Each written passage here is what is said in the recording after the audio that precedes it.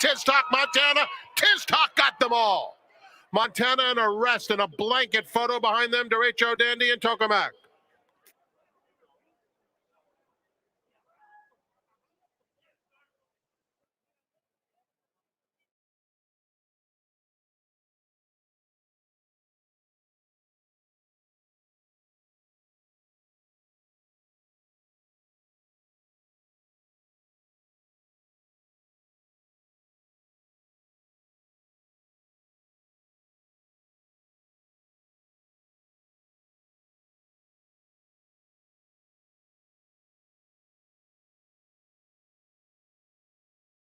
Queen's Command, the last one. And they're off. Clean start for all. Havana Angel is going out for the lead. Outside the law, the two grays 1-2 by the stands the first time. Milagre de Sol is down at the rail, tugging a bit in third, and they're followed by Henny's Crazy Train. Clean Karma is down at the rail, and 3 in front of Queen's Command. Into the first turn, chasing Havana Angel, who opens up a 2-length lead. Outside, the Law is racing in second. They're followed by Milagre de Sol on the rail. And outside of her comes Henny's Crazy Train, 3.5 or so off the leader. Clean Karma under a hold. 2 back to Queen's Command. They straighten up for the run down the backstretch, and it's Havana Angel uncontested on the front end, bounding along with a 2-length lead. Outside the Law is in second, followed by Milagre do Sol on the rail, who's now only about 2.5 or so off the lead. Henny's Crazy Train making an early bid, taking second into the far turn. Clean Karma and Queen's Command in contact. They're much closer together, 4 lengths front to back. Havana Angel still doing it comfortably, however, with a 3/4 length lead. Henny's Crazy Train is in second. Clean Karma has taken third.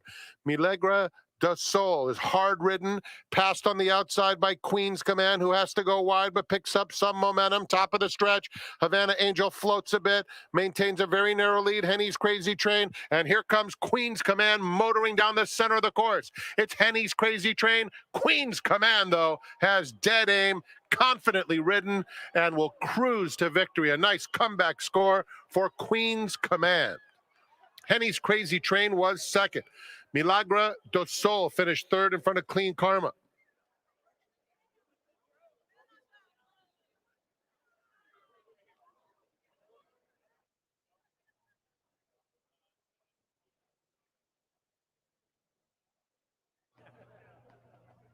They're in the gate.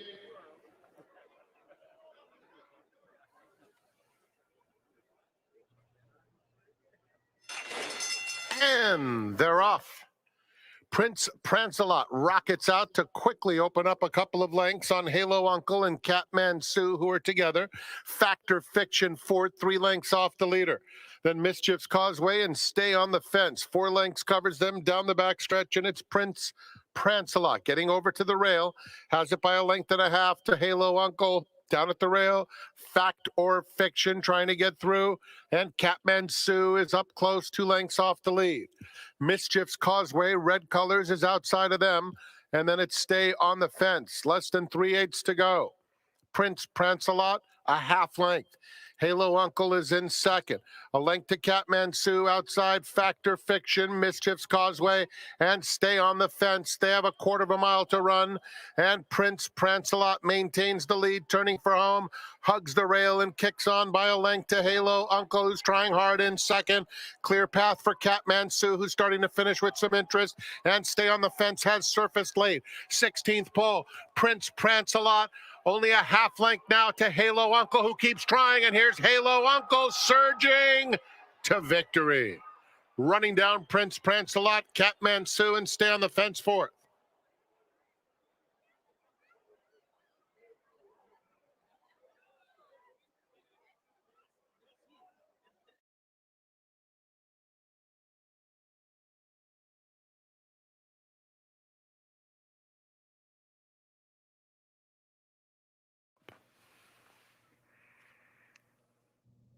They're in the gate.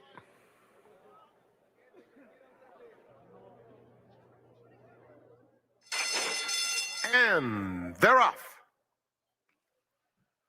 Golad and Midnight Mammoth, the first two out. Crosby Beach in the center. Castle Leoc is up close. Santo Dios is moving through, very eager along the inside, throwing his head around to get into contention. And Great King is settled at the back of the field. Golad where he likes it on the front end. Has it by about 2 to Midnight Mammoth in second. They're followed by Santo Dios riding the rail in third, and Crosby Beach is 5 or 6 off the leader. Then Castle Leoc, a length and a half back to Great King. They're onto the backstretch behind Golad, who opens up. Golad by 5. Racing in second is Midnight Mammoth, followed by Santo Dios, who has calmed down a bit. Another 2 back to Crosby Beach. Then Castle Leoc and Great King with a half mile to travel. And Golad with the pedal to the metal has a 6-length lead into the far turn. Santo Dios, Midnight Mammoth racing together. Another 3 back to Crosby Beach, followed at the rail by Castle Leoc, who just steadied, and Great King outside of him. Coming to the quarter pole, Golad still with a 4-length lead as Santo Dios starts to close in from second. Crosby Beach also angling to the outside for the drive. They're at the top of the stretch. Golad still there by 3. Santo Dios trying to close the gap. On the inside, Castle Leoc and Crosby Beach.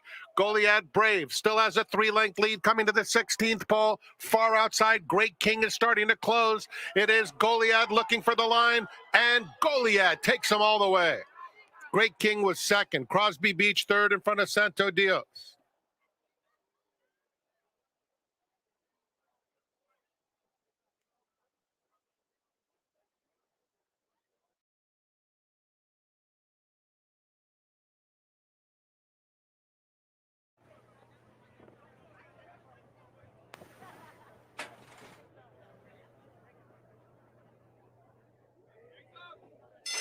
And they're off.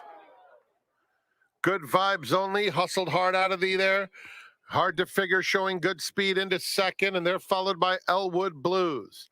Down at the rail, it's the gray Desmond Doss fourth, already 7 or 8 lengths off the leader. Super Chief is second to last, and Principe at the back of the field. Good vibes only flies past the half-mile pole with a 4-length advantage. Elwood Blues at the rail takes second away from Hard to Figure in third. Then it's Desmond Doss, Super Chief, and Principe. 3/8 to run. Good vibes only. 3.5 length cushion on Elwood Blues, who's asked to get after him now. Then it's Hard to Figure in third. Desmond Doss, Principe on the outside, Super Chief in between them. They have passed the quarter pole with Good Vibes Only, wandering off the rail, has a 2.5 or 3-length lead. Elwood Blues opts to his inside, and Desmond Doss is gathering serious momentum along the rail. Good Vibes Only getting a little tired. Here's Desmond Doss and Elwood Blues on each side. Desmond Doss at the rail or Elwood Blues. Elwood Blues takes the lead close to home. Elwood Blues or Desmond Doss. Photo finish. That is too close to call. Very, very tight between Elwood Blues and Desmond Doss. Good Vibes Only was third in front of Hard to Figure.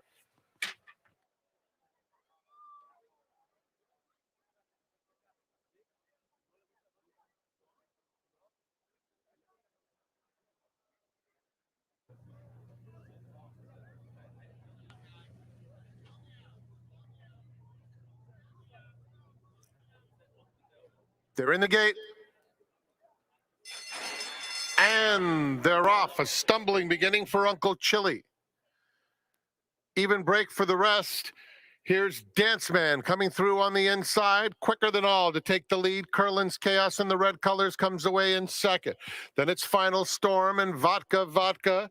Shady Tiger broke well, but is now 4 lengths off the lead. Followed by Jay Dutton, another 2 to 2x4. Uncle Chili, the distant trailer is Pete's Old Fashioned. It's Dance Man into the far turn with a 2-length lead. Curlin's Chaos and Final Storm closing the gap together. That lead diminishing for Dance Man, as now Curlin's Chaos puts his head in front, immediately tackled by Final Storm. Shady Tiger joins while 4 wide, just a length off this trio. Jay Dutton is next on the outside of Vodka. Then 2x4 and Uncle Chili there at the top of the stretch. And it's Curlin's Chaos opening up to lead it by 2 lengths at the 8th pole. Final Storm, Shady Tiger, second and third.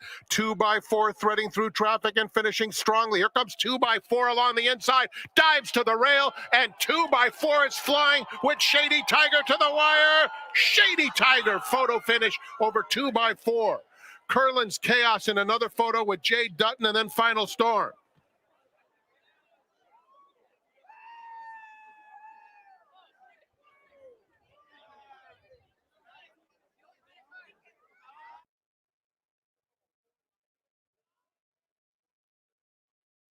It's 2 wins for trainer Phil D'Amato and a riding double for jockey Juan Hernandez.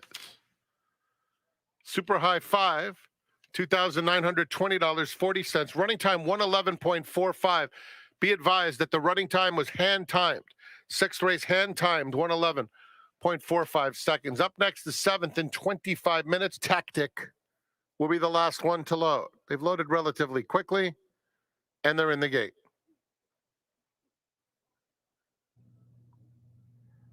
And they're off. Mega Moon is going out for the early lead. Sanger has speed. Crypto Man. Goldeneye moves up quickly on the outside to take second. Then it's Remote, fifth along the inside of Syntactic. Natural Genero is toward the back of the field with Saint Ignacio. And at the back of the field comes Enam. Around the clubhouse turn, and Sanger with a relatively easy lead. Opens up 2 lengths now on Goldeneye in second. Then it's Mega Moon along the rail, 2.5 off the pace in third. That group followed by Crypto Man in fourth, and then Remote fifth with the orange cap, 5 lengths off the lead. Syntactic, National Genero right together, followed by Saint Ignacio and Enam. Half mile to run. Sanger and Antonio Fresu to catch. They have a 2-length advantage. Golden High races in the second spot, rounding the far turn. Then Mega Moon at the rail, followed by Crypto Man, Remote, Syntactic now 8 lengths off the leaders. Not much change in the running order. National Genero, Saint Ignacio yellow colors on the outside, and Enam has trailed throughout. Quarter to go, and it's Sanger in front. Tries to finish it up now, leads a length and a half. Mega Moon looking for racing room, stymied currently. Goldeneye on the outside, just in front of him. They are followed by Remote, who's rallying in traffic. Remote is starting to close very nicely in the final 16th as Goldeneye gets to Sanger. Goldeneye, Remote with a surge. Here's Remote after Goldeneye. Goldeneye and Remote, another absolute tearjerker. Too close to call between those two. National Genero is on the scene late with Sanger.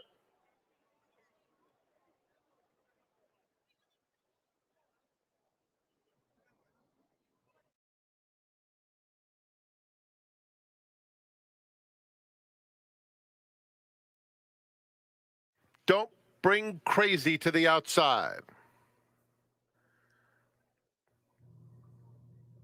They're in the gate. And they're off. Copion like a rocket. And Tembo was off very slowly. And so Copion takes command at once. Opens up 2 lengths out of the chute. Don't Bring Crazy is in second. They're followed by Bossy Bruin Gal, 2 off the pace in third.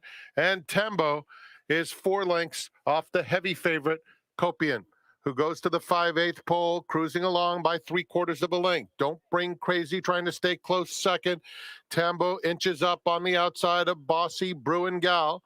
3 lengths front to back, a half mile left to go.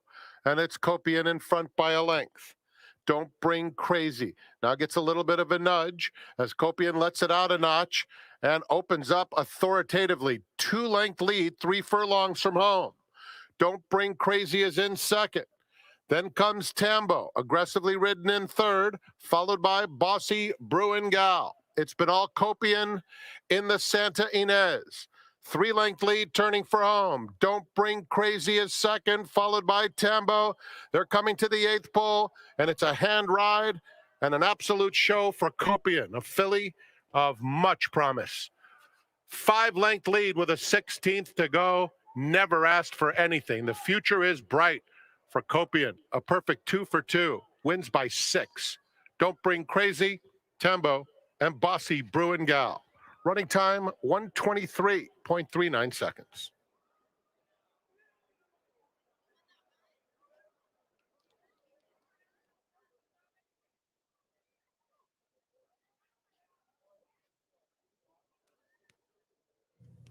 In the ninth, number one more. Excel calculator.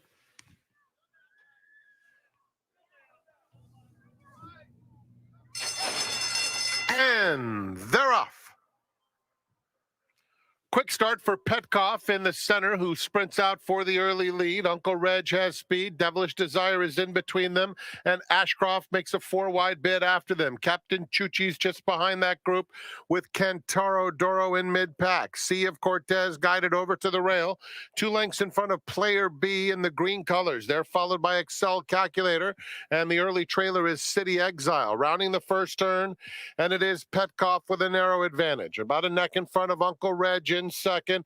Ashcroft tugging his way forward, 3 of them right across the course. Then Captain Chuchi's and Devilish Desire racing next to one another.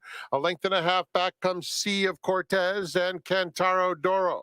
Then Excel Calculator, Player B, and City Exile continues at the back. Into the far turn, Petkoff, Uncle Reg, ahead back second. Ashcroft coming under some pressure while trying to keep pace, 3 wide in third. Captain Chuchi's and Devilish Desire are right together. Another length and a half behind them, Sea of Cortez. Passed on the outside by Kentaro Doro, who also has to go wide into the stretch. Angling out is Player B in the green as they pass the quarter pole and turn for home, and Petkoff tries to shake loose.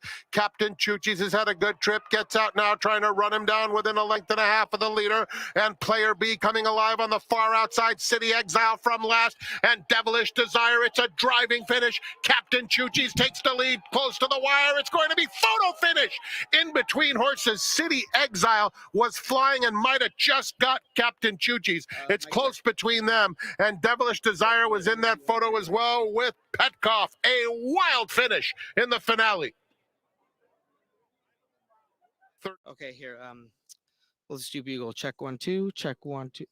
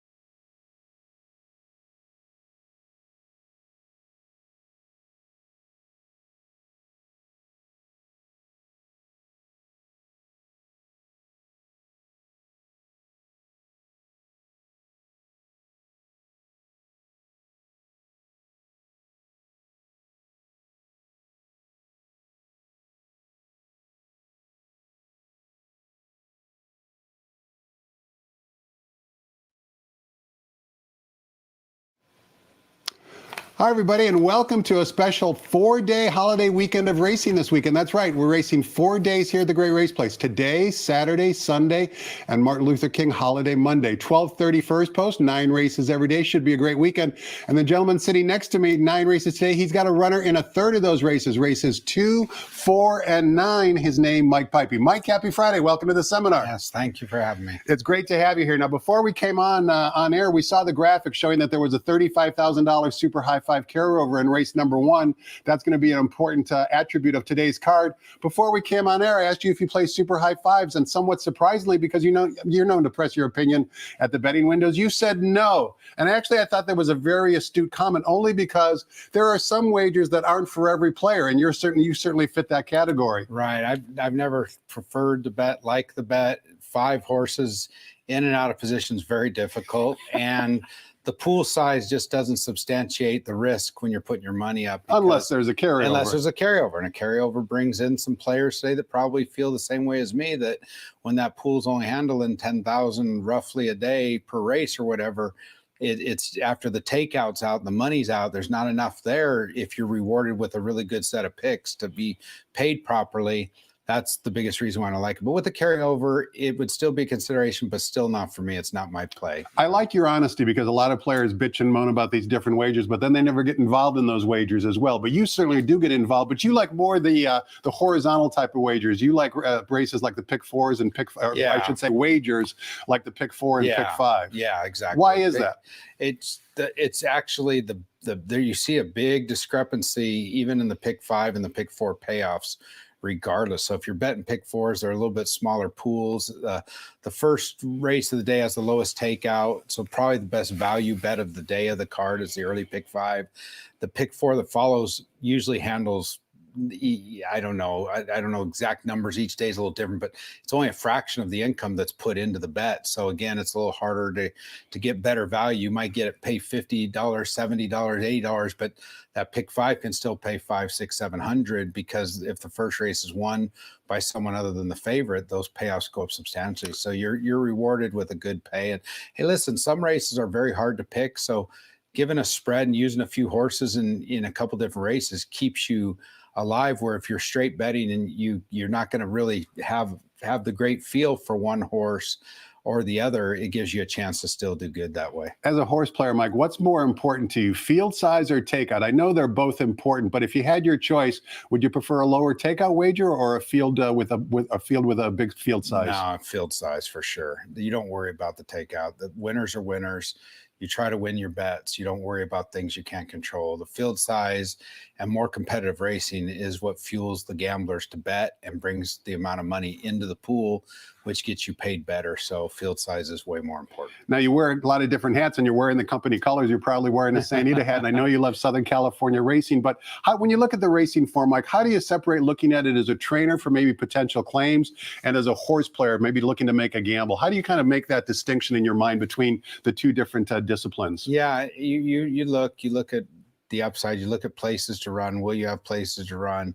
It's very hard right now to really find a lot of great claims, at this time of year versus going into the summer, and especially at Del Mar when they're dropping horses. There's obviously more horses readily available for the purses, and the way people have that bigger urgency to want to win and put a few more horses in harm's way. So I'd say the claiming is probably a little bit more prevalently better at the Del Mar time than this time of year, but you still can find some diamonds in the rough here occasionally and look for it. But if you're stretching too hard and reaching too hard, you could hurt yourself reaching for the wrong horses. We're never reaching too hard when we have Mike Puype as our seminar guest. As I mentioned, he's got runners in 3 races today. We're going to find out who he likes on all 9 races, including those 3 races in which he has a horse entered. But before we do any of that, let's toss the microphone over to track announcer Frank Miramati and get the early changes on today's Friday's card here at Santa Anita.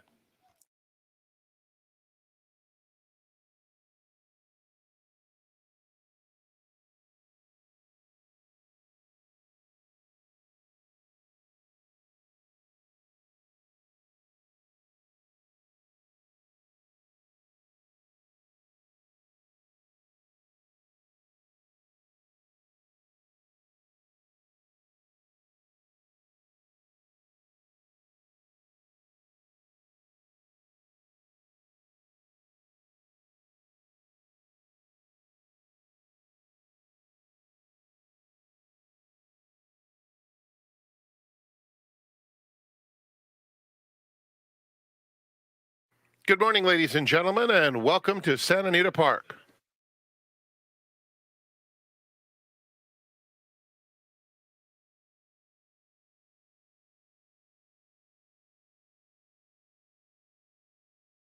The track is fast, the turf firm, the rail on the turf at 20 feet. Here are the early changes. In the first race, we start with a huge super high five carryover from last week. It went unhit for a few races, and therefore we have $35,276 in the super high five for race 1. Number 7, Leopardess. The jockey is Frankie Dettori. Scratch number 10, Brazen Touch. Second race has a blinker note, as does race 3. Fourth race will kick off the $1 pick 6 on races 4 through 9. No changes. Blinker note in the 5th, start of the late pick 5. In the 6th, we kick off the late pick 4 with some blinker notes. 7th race, scratch number 8, Ice Queen. Race 7, take out the 8. 8th race begins the golden hour pick 4. Scratch number 1, Brazenly.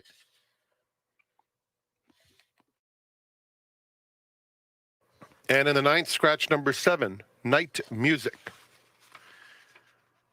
No question, best wagering opportunity of the day comes in race 1 with a $35,000 plus carryover in the super high 5. The all-turf pick 3 starts with the 3rd today, races 3, 7, and 9. Enjoy your day here at Santa Anita Park. Post time for the opener in 58 minutes at 12:30 p.m., which will be the post time going forward. Let's go back to Quigley's Corner in the studio. Tom's special guest today is trainer Mike Puype.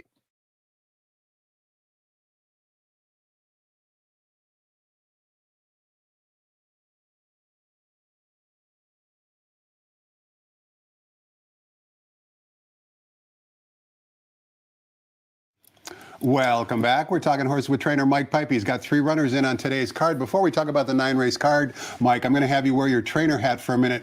You've obviously been affected by the installation of the new training track. We're putting in a synthetic surface on the training track, and I know a lot of trainers like to use the training track. How have you been able to adapt and adjust to not being able to use the training track the last couple of months? Oh, it's tough. We're up against tough hours. We start earlier, we finish later. You're pushing your sets out. If they open the track a little late, it's still tough to get your horses out and stuff. So it's a tough trying time. But listen, the track is stepping up. They're doing the right thing. They're giving us another track that will be probably very good when it gets installed and it's finished and it's in good use once it gets rolling. And it can only help things out to maybe preserve some field size in the long run with less injuries. And obviously, we're hoping for all that. So I appreciate their effort in trying to do something. It was a tough time to make the choice to do it at this time of year with the weather and all. But so far, we've been lucky. We haven't had a lot of rain. And if I didn't know any better, looking at what they're doing, I'd say this thing will be done this month in January, and we'll be out there pretty soon. And they're actually working in between the races as well, Mike. So they're really trying to expedite things because they understand the burden that's been placed on you guys. But like you said, at the end of the day, the synthetic surface might not only help with the injuries, but if we come up with a sloppy track in terms of training, we won't be able, we'll be able to still continue training over the synthetic surface. Right. It creates a lot of options for them because going down the road, instead of missed training time, it'd be easier to make decisions to seal the track on certain days and never have to worry about not just shutting it down for multiple days, but just might miss some races on a day and we can still train forward on the other track while it's open. And it's going to create some more opportunities, I feel, to give them more options as we go forward. But like you said, knock on wood, we've had good weather in the forecast for this weekend, and even looking forward to next weekend looks favorable as well. So no rain in the forecast. Should be fast and firm conditions if the weather forecasters are right all 4 days this holiday weekend. All right, Mike, let's kick things off in race number 1. All of us have been battling about the $35,000 super high 5 carryover in race number 1, and it's a good field of 9. Scratch the 10, 1, Graze and Touch. Also make the jockey on number 7, Frankie Dettori. This is a 6.5 furlong turf race on the flat turf course for fillies and mares, $25,000 claimers, non-winners of 2 races lifetime. The turf rails are at 20 feet. It also kicks off the 50-cent early pick 5. Although the original betting, the morning line favorite was number 5, Red Diamond, at 7-2. The current betting choice, dropping down in class from the Phil D'Amato barn, is number 8, Northeast Star, who's 2-1 up on the tote board right now. This is a good betting race if you can get past the favorite. Can you get past the favorite? Yeah, I'm sure you could get past it. There's 2 races on the card today that I found a little perplexing. This one and the last race, they're both very wide open races that give multiple horses chances. This race, the sheet numbers on both the Ragas and the Thoroughgraphs sit very evenly on many horses, and I mean many. So it's really a bit of a scramble in terms of how you're going to pick your winner out of both those races today. Leaning towards, you still have to have your intuition and figure out where you're going with your play. Avantap today, to me, I don't think she really prefers to probably go 6.5, but there's also not a lot of speed in this race. And when we're running weekdays, you're sitting with a rail that sits out. It's at 20 feet today, and it could give her a little bit of an edge to be in a good forward spot. The 8 horse comes out of a very good race, a key race, where those are some really good horses in there that she ran with last time. So it would probably be my top pick, even over Avantap. Dolly May doesn't seem to want to win at 1 for 22, but she's been with better horses as well than the horses in this race today.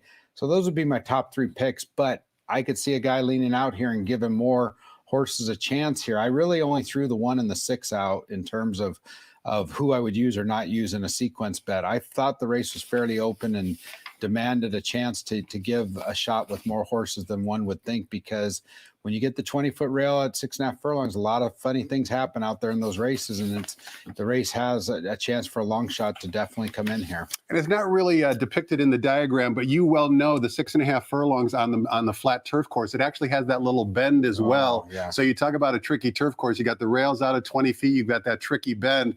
A lot can happen early on that's going to impact the finish of the race. Yeah, and I'd be the first one to tell you, and a lot of good handicappers probably know it already. If not, the statistics probably prove it. If you got some stats out in front of you and you could decipher the difference between hill races and straightaway races, but I'm not a super fan of the inside posts at 6 or 6.5. I think there's a lot of pressure coming over on that conversion. You got the skipping over the dirt, Mark Glatt ran a very live horse last week at a maiden race, and it looked like it bumped off the rail a couple times.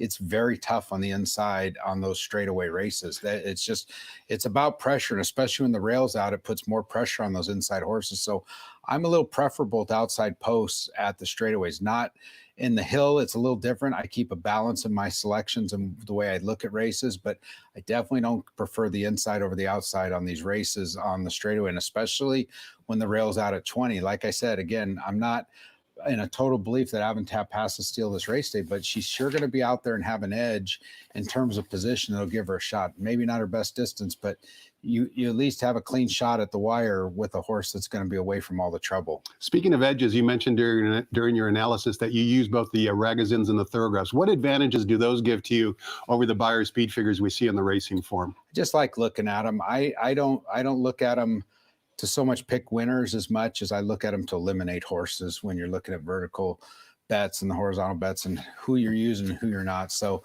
when the numbers are really slow, those horses just leave the page for me, and that, in this case, the 1 and the 6 leave the page quickly. They're very slow. The other horses all have better numbers. The 6 has some turf breeding. That's probably why they're trying it. It is a square eddy, but he's just too slow on paper for me. So for me, they're more a process of elimination than they are identifying winners. Yeah, faster horse will win, but it kind of sits out that way. But sometimes when the numbers are very fast, you realize those are the fastest horses today. I run Crimson Rose today, and she's just the fastest horse on paper. It's my own filly, so that's kind of nice to pick up a form, see that you got the numbers backing you to have a meritable chance to win. And it's nice to see when it's your own horse and you're sitting on the good side of the numbers, but they don't determine all winners. There's strategies, there's amount of days back. Will they bounce? Will they not bounce? There's just a lot that goes into that. We'll get to Crimson Rose in race number 4. But Mike, your first entry in today's card is in race number 2, which begins the 50-cent early pick 4. We're on the main track, going 1 mile is the distance. Maiden Clamors, $20,000 is the tag. Aviator Nation is the 9-5 morning line favorite, according to our morning line odds maker, John White. However, you run number 2, 50 Cinco, who's 5-2 on the morning line. Let's take a look at 50 Cinco's team drill back on December 14th, courtesy of our friends at xbtv.com. 50 Cinco is on the outside. I actually thought this was a pretty good drill, Mike, only because 50 Cinco in his last effort showed that he kind of wanted the lead. I don't know if that was by design or not, but here you've got him sitting off a workmate, and I actually like the way he finishes up almost a month ago. Yeah, he seems to thrive on working in company. He's a horse that hasn't put things together. His improvement's been slow and steady, as you can see. His Spire speed figures have picked up. His Ragozin sheet numbers and Thorograph, they're still quite slow, yet there is some steady improvement on both to where he's running a little bit better.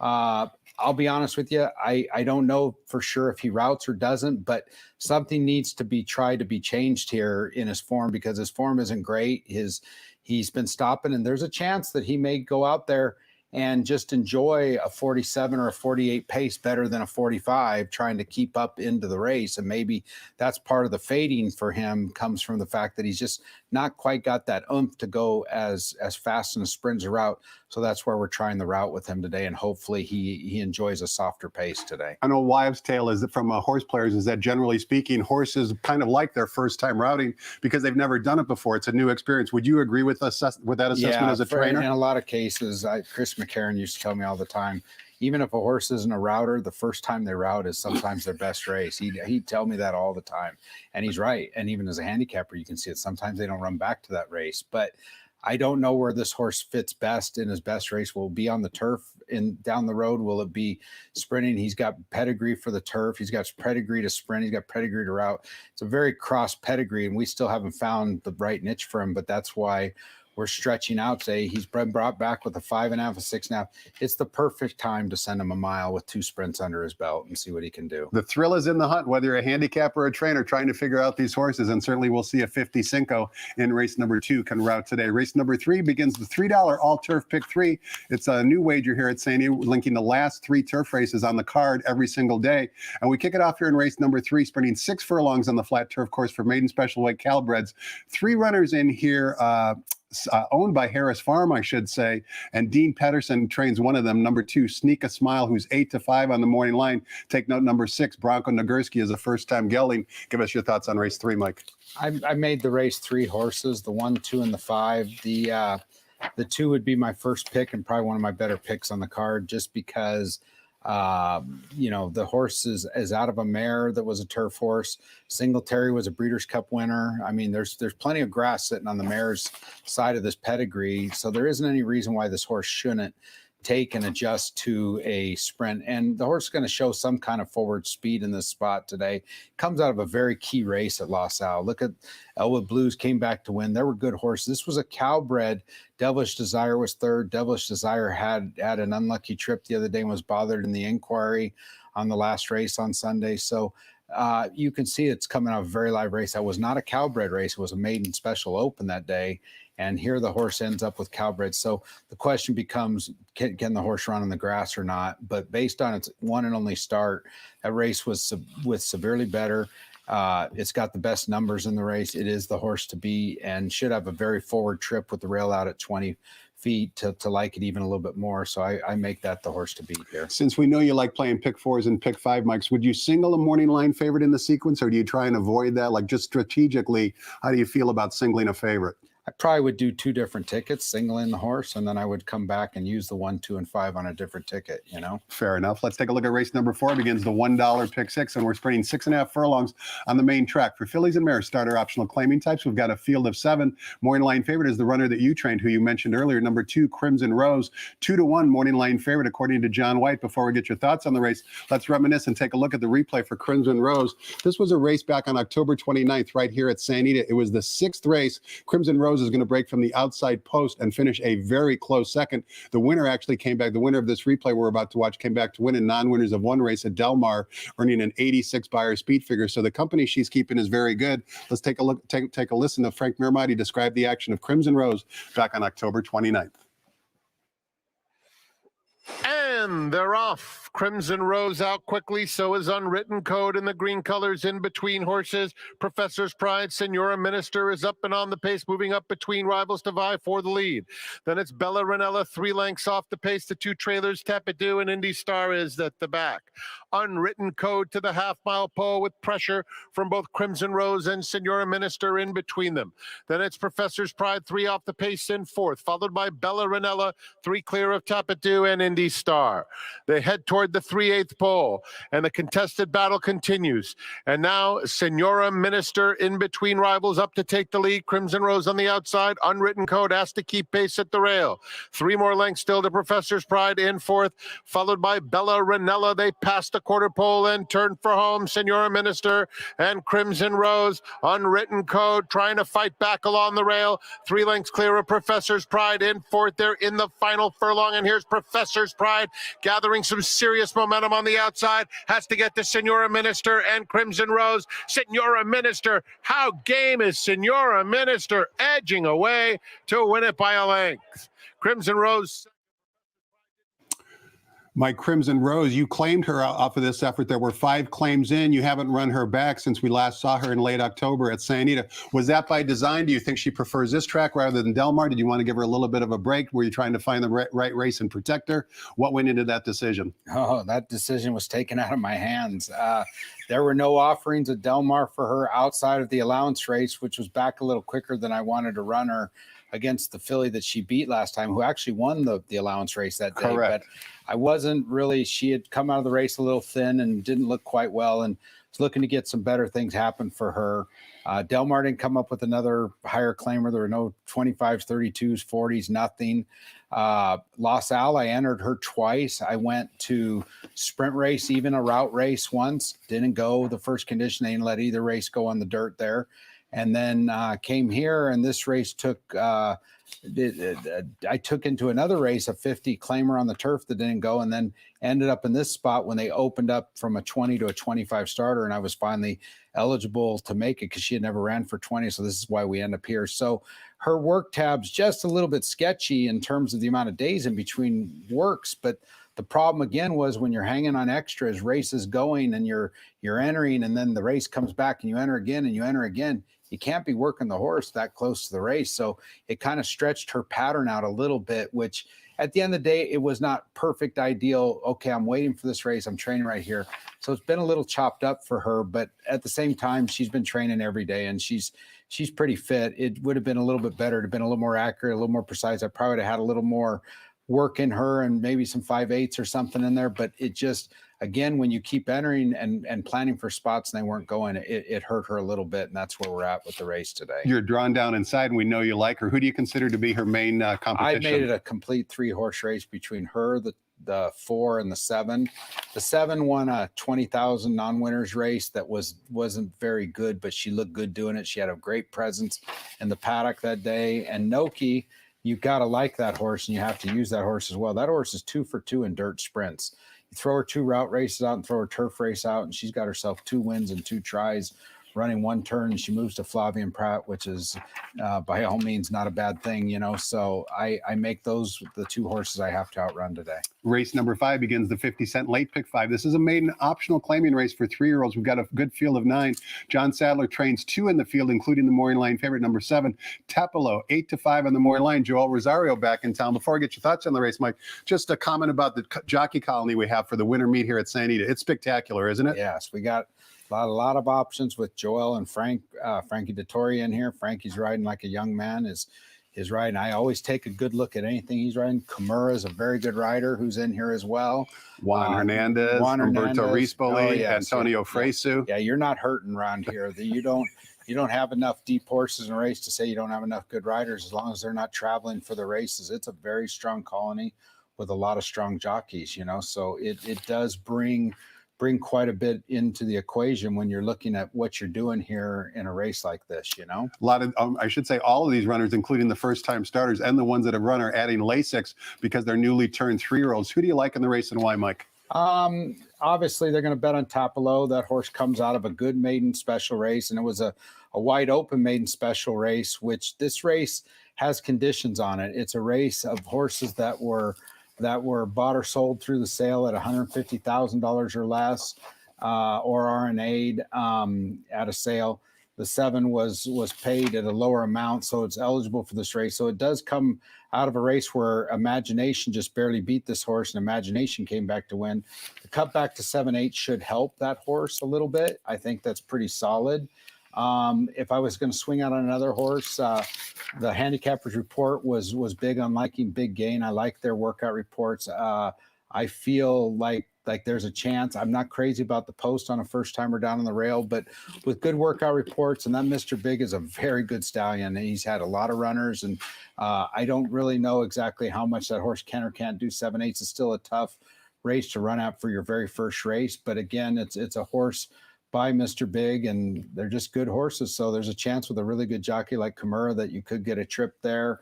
If I was going to reach any deeper, maybe Sharpazano could be a possibility as well.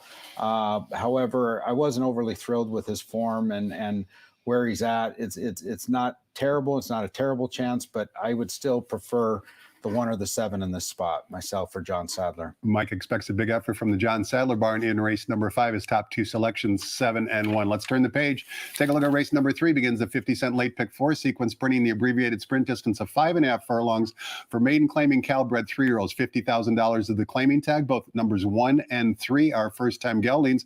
Last call, Paul on the bottom from the Steve Knapp barn is the 8-5 Morin Line favorite. Give us your thoughts on race 6, Mike. Yeah, I didn't think much of this race at all. The 7 horse is kind of a career maiden.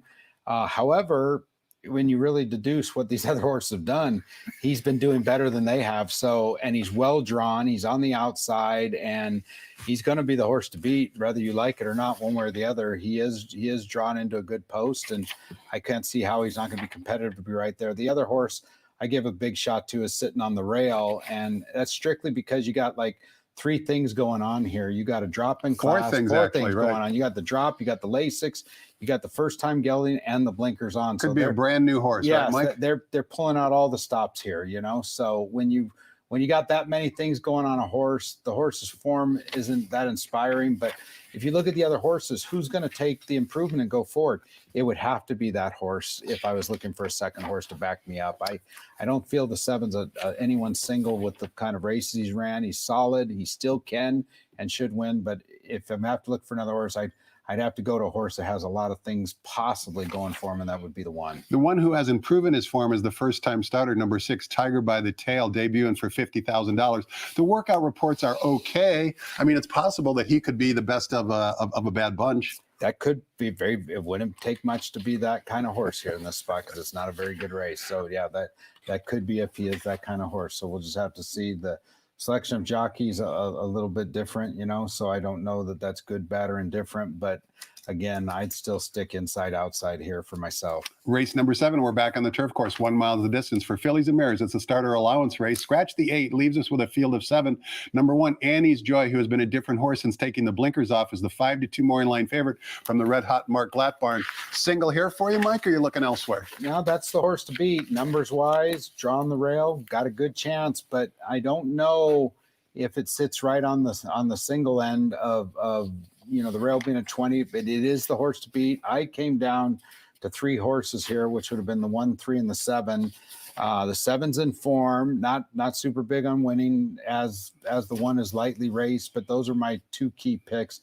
The 3 horse gets a very big jockey switch to Joel Rosario. Don't ever not take Joel serious in these kind of turf races. He finds his way into riding some good race. He's an excellent rider, and I think he's got the chance of a price play to have a chance to win this race. Race number 8 begins the $1 golden hour pick 4 sequence, linking our last 2 races here with the last 2 races of Golden Gate. And we kick that wager off in race 8, going 1 mile on the main track for Calbred. Allowance optional claiming types, non-winners of 1 other than. Scratch the 1, leaves us with a field of 5. Morin Line favorite from the Peter Miller barn, number 5, Carrie Gold, who's 7-5 on the Morin Line. Has ability. Last victory was on turf. The only problem is this race is on dirt today. What say you about race 8, Mike? That's correct. This is a horse that's going to be extremely overbet. It's a horse that can surely win. The horse had ran a good race at 5.5 furlongs on the dirt at Sacramento, but Sacramento and Santa Anita are 2 different racetracks completely. So one is to not know for sure. Peter's had this horse over at San Luis Rey. You don't know that he will or won't. It's a definite use. It's a definite live horse, but you're taking a very short end of the stick. The reason he's in this race is you're allowed to win the Calbred race in each surface. So correct. he's taking a play to stay with easier horses and do it. He's doing the right thing. He's giving it a shot and see what happens. But in any ticket or any sequence of betting, he wouldn't be my single, just because you're still taking a big chance on a short priced horse. I came up with Speed Grazy as a chance, the 4 horse, and also the 3. The last time the 3 routed, he ran on very extreme fractions, and he was cutting a pace. He didn't run too bad on his last dirt race. He's had 3 turf races, which probably weren't his best situation there.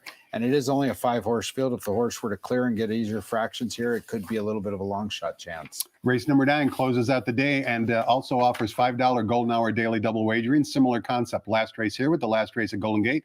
And race 9, we're back sprinting 6.5 furlongs on the flat turf course for maiden claimers. $50,000 is the claiming tag. Scratch the 7 leaves us with a field of 9. The morning line favorite off the layoff, number 8, Pacoda from the Phil D'Amato barn, is 5-2. You have your third and final runner in here, number 4, 6 Magpies. Before we get your thoughts on the race, Mike, let's watch the replay for 6 Magpies. This was back on October 27th. It was a sprint race, and you break from post position number 1, so you'll be easy to find. Let's listen to Frank Miramati describe the action for 6 Magpies back on October 27th. And they're off. Very smooth beginning. Petkoff in the center gets the first call. Vegas Burner rushes up on the far outside. Classical is in the firing line too, as is Pioneer Prince in the black colors, who comes through at the fence, and Mobytown in the yellow. It's a real scramble for the lead. Then comes Neon Lights, a gap of 4 to the last 2, Dr. Soulfire, and 6 Magpies. Vegas Burner asserts himself now and opens up about 3 on Pioneer Prince in second, Petkoff racing in third. Then it's Classical fourth, 4 lengths off the leaders, followed by Neon Lights. Mobytown is next, 6 Magpies in the orange colors inching up down at the rail, and Dr. Soulfire trails. Rounding the turn, Vegas Burner, Pioneer Prince moves to challenge a neck back second. A length and a half to Petkoff third, Neon Lights in striking range fourth, followed by 6 Magpies. They are at the top of the stretch, and Pioneer Prince gets a narrow lead but gets company in the form of Petkoff on the outside. From the back, Dr. Soulfire is picking it up as Neon Lights angles off 1 from the outside, coming to the 16th pole, and here's Dr. Soulfire flying home, and Dr. Soulfire runs them all down.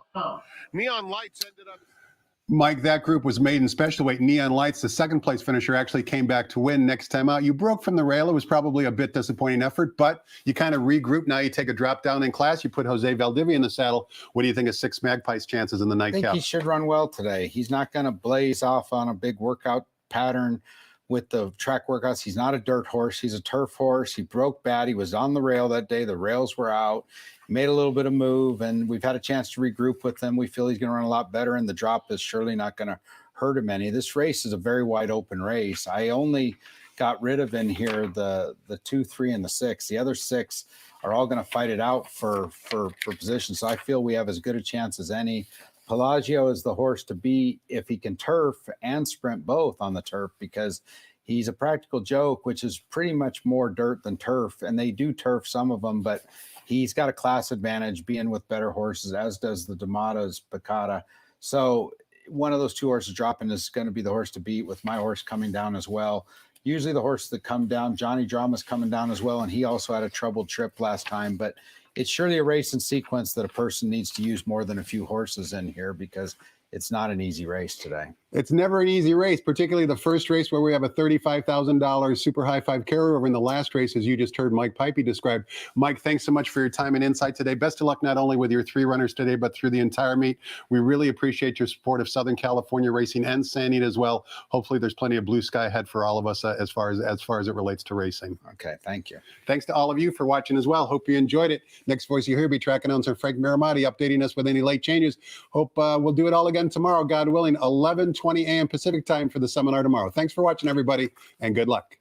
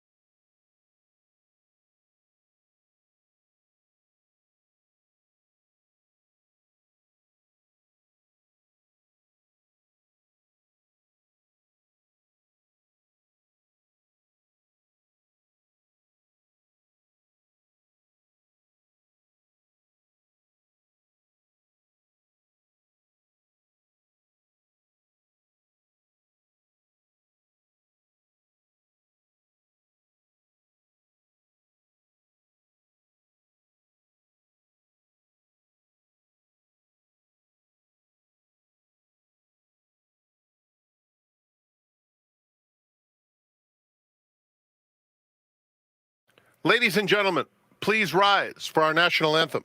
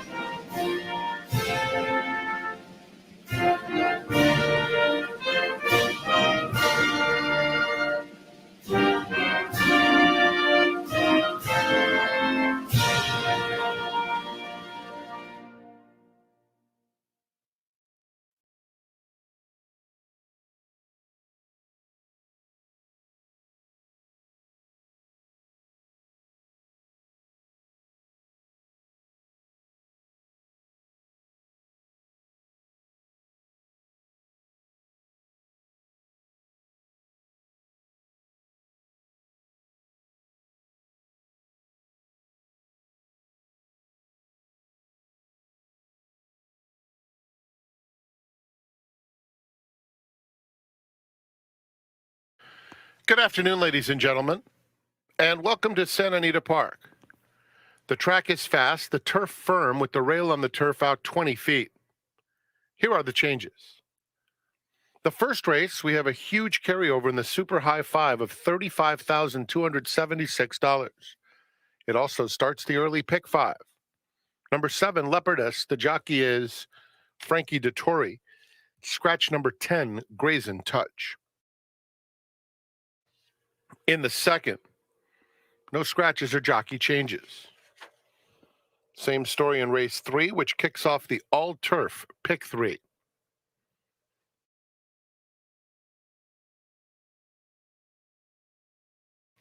Our fourth race is the start of the $1 pick 6. No changes in the fourth.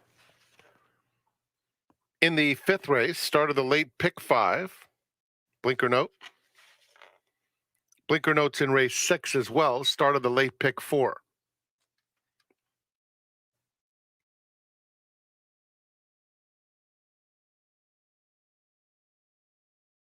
In the seventh race, scratch number 8, Ice Queen. Race 7, scratch number 8. The 8th starts the golden hour pick 4. Scratch number 1, Brazenly.